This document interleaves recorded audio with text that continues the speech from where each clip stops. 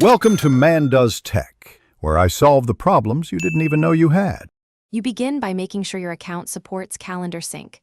Microsoft 365, Exchange, or Outlook. Com work best.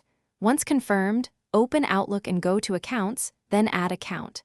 Enter your email and password and follow the sign-in flow. Make sure to enable the calendar toggle and accept permission prompts. Doing this links the server-side calendar to the app so events sync both ways. If you're on mobile, allow calendar access when prompted so Outlook can read and write events. Once the account is added, configure how and what syncs. Go to Settings, then Sync Settings or Advanced, and select Calendar Sync Frequency and which calendars to include. Make sure you choose the correct default calendar so new events go where you expect.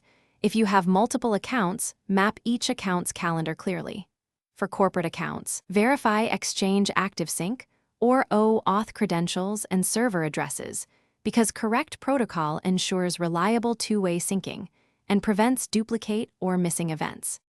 To finish, force a sync or refresh the calendar view and wait a minute for changes to propagate. Make sure the app and device have network access, then restart Outlook or the device if items don't show.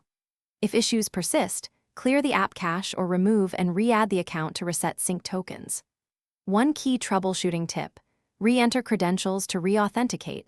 Expired tokens are the most common cause of stalled calendar sync, so re-sign in and retry. Thanks for watching. If you found this helpful, don't forget to like and subscribe.